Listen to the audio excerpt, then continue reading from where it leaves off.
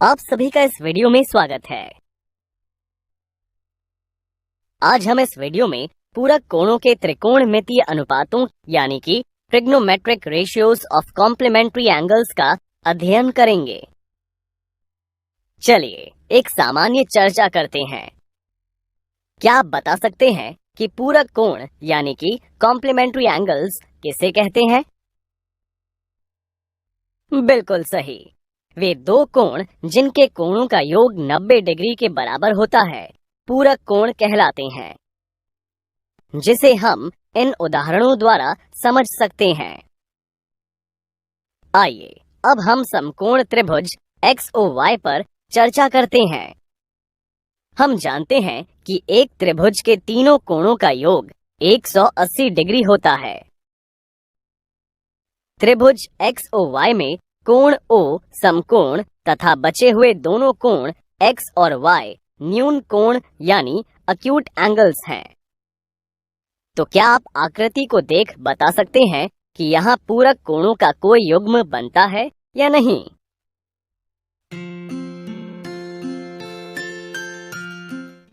जी हाँ, यहाँ कोण X और कोण Y पूरक कोण का एक युग्म बनाते हैं। अर्थात हम कह सकते हैं कि कोण X जमा कोण Y का मान 90 डिग्री होगा। मान लेते हैं कि त्रिभुज XOY में कोण X का माप थीटा है, इसलिए कोण Y का माप 90 डिग्री घटा थीटा होगा, जिसे यहाँ हम फाई से दर्शाते हैं। तो चलिए थीटा के त्रिकोणमितीय अनुपात ज्ञात करते हैं। आप त्रिकोणमितीय अनुपातों का मान ज्ञात करने के लिए SOH, CAH, TOA का भी स्मरण कर सकते हैं। जहां साइन थीटा के लिए हम देख सकते हैं कि इसका मान थीटा की सम्मुख भुजा यानी ऑपोजिट साइड व कर्ण यानी हाइपोटेन्यूज के अनुपात के बराबर होगा। जहां सम्मुख भुजा OY तथा कर्ण XY है। और बात करें कॉस थीटा की, तो इसका मान एडजेसेंट साइड यानी संलग्न भुजा व हाइपोटेन्यूज यानी कर्ण के अनुपात के बराबर होगा। यहाँ संलग्न भुजा XO है तथा कर्ण XY है। इसी प्रकार अन्य त्रिकोणमितीय अनुपातों के मान ज्ञात करते हैं, जिन्हें समीकरण 1 से दर्शाते हैं। तो क्या अब आप त्रिभुज XOY से कोण फाई के त्रिकोणमितीय अनुपात ज्ञात कर सकते हैं? शाबाश! साइन फाई का मान कोण फाई की सम्मुख भुजा व कर्ण के अनुपात के बराबर होगा, जहां सम्मुख भुजा XO तथा XY कर्ण है। लेकिन आकृति से हम देख सकते हैं कि थीटा व फाई पूरक कोणों का एक युग्म बनाते हैं, इसलिए फाई के स्थान पर 90 डिग्री घटा थीटा प्रतिस्थापित कर देते हैं। इसी प्रकार अन्य त्रिकोणमितीय अनुपातों के मान ज्ञात करते हैं, जिन्हें समीकरण 2 से दर्शाते हैं। चूंकि हमें पूरक कोणों के त्रिकोणमितीय अनुपातों के मान ज्ञात करने हैं, इसलिए समीकरण 1 और 2 की तुलना करते हैं और हम देख सकते हैं कि साइन 90 डिग्री घटा थीटा का मान कॉस थीटा के मान के बराबर है। यदि आप गौर करें तो देख पाएंगे कि कॉस 90 डिग्री घटा थीटा का मान साइन थीटा के बराबर है।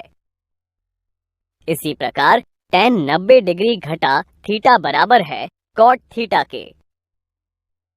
कॉट 90 डिग्री घटा थीटा बराबर है tan थीटा के। सेक 90 डिग्री घटा थीटा बराबर है कॉसेक थीटा के।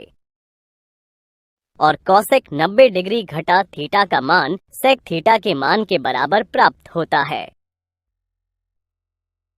जहां कोण थीटा के सभी मान 0 डिग्री से 90 डिग्री के मध्य स्थित हैं। निम्नलिखित के मान ज्ञात कीजिए।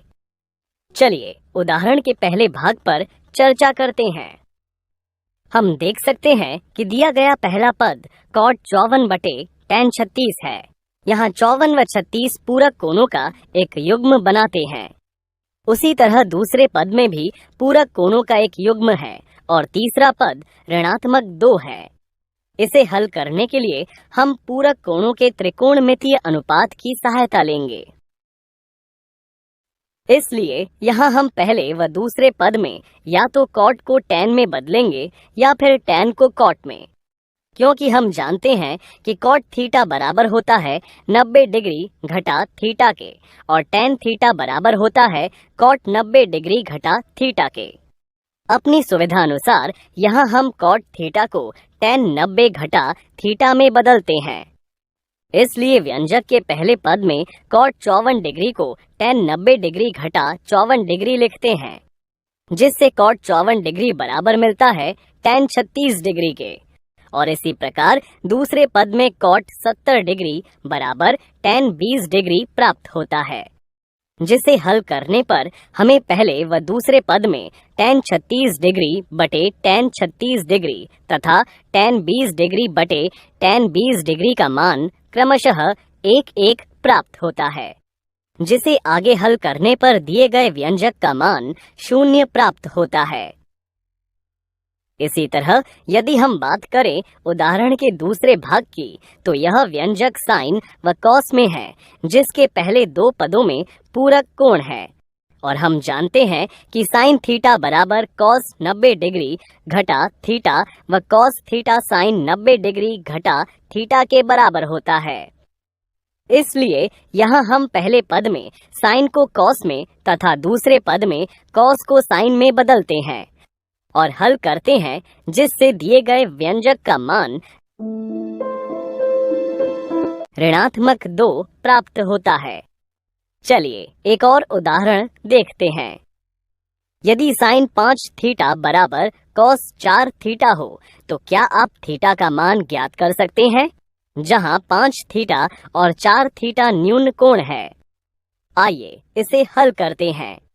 प्रश्न से हम देख सकते हैं कि बाएं पक्ष में साइन तथा दाएं पक्ष में कॉस है। इसलिए इसे हल करने के लिए यहाँ हम दाएं पक्ष के कॉस को साइन में बदलते हैं। इस समीकरण से देख सकते हैं कि साइन 5 थीटा का मान बराबर है साइन 90 डिग्री घटा 4 थीटा के। चूंकि हमें तो थीटा का मान ज्ञात करना है, इसलिए दोनों पक्षों की तुलना कर हल करते हैं।